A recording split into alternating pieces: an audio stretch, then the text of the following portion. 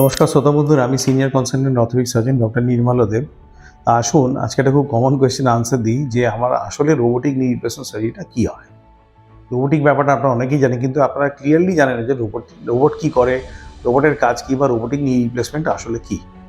Robotic নি replacement হলো robot guided ইমেজলেস robot আমরা বলি, যেখানে আগেকার দিনের ফার্স্ট জেনারেশন রোবট যেগুলো ছিল সেখানে সিটি স্ক্যান করতে হতো, সেটা কম্পিউটার টেকনোলজিতে ঢোকানো হতো।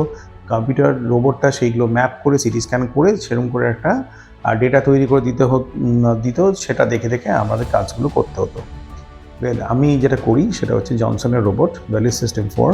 সেইখানে হচ্ছে এগুলো হচ্ছে ইমেজলেস রোবট, এখানে কোনো সিটি স্ক্যান বা অন্য কোনো কিছু দরকার নেই, এমআরআই স্ক্যান কিছু দরকার নেই।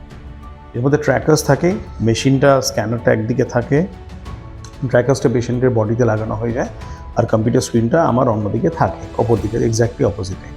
তো ট্র্যাকার দিয়ে কম্পিউটার, ওর মধ্যে সেন্সার আছে, ওগুলো রিড করে রিয়েল টাইম ইনফরমেশনগুলো ওখানে স্ক্রিনে দেখিয়ে দেয় যে আপনার এখানে অসুবিধা আছে, এই জায়গাটা অসুবিধা আছে, এই জায়গাটা ব্যালেন্সিং হয়ে গিয়ে এই জায়গাটা কাটা দরকার, সেই সবগুলো রিয়েল টাইম ইনফরমেশন দেয়।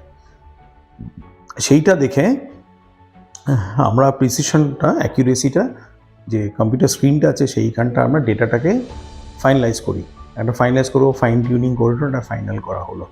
ফাইনাল করার পরে সেই ইনফরমেশনটা রোবট আর্মের কাছে চলে আসে। রোবট আর্মের মধ্যে থাকে, যে ব্লেডটা যেটা দিয়ে হার্টগুলো কাটা হয়। এখানে একটা সুবিধা হলো বেশি বোন কাটতে হয় না রোবটিকে। সেখানে হচ্ছে সফট টিস্যু কোনো রিলিজ করতে, যার জন্য পেন এবং অপারেটিভ টাইমটা খুবই লেস। পেন কম কেন হচ্ছে, কাটতে হয় কম, সফট টিস্যু রিলিজ করতে হয়, ব্যালেন্সিং ভেরি ইজি, এবং পেশেন্টের রিকভারিটা ভেরি ফাস্ট হয় এইসব করার জন্য।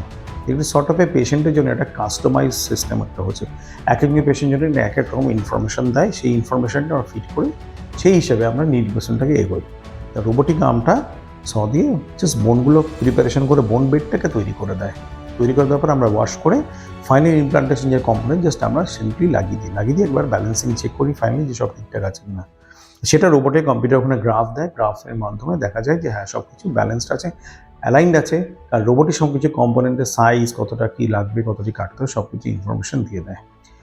এন্টায়ারলি এই জিনিসটাই হলো রোবোটিক নি রিপ্লেসমেন্ট সার্জারি ইন শর্ট। আপনাদের মনে অনেক প্রশ্ন থাকবে নিশ্চয়ই। চ্যানেল হেল্পলাইন নাম্বারগুলো দেওয়া রয়েছে, এখানে আপনারা যোগাযোগ করবেন, আমরা আপনাকে 100% হেল্প করার চেষ্টা করবো এবং রোবোটিক সার্জারি সম্বন্ধে গাইড করার চেষ্টা করব।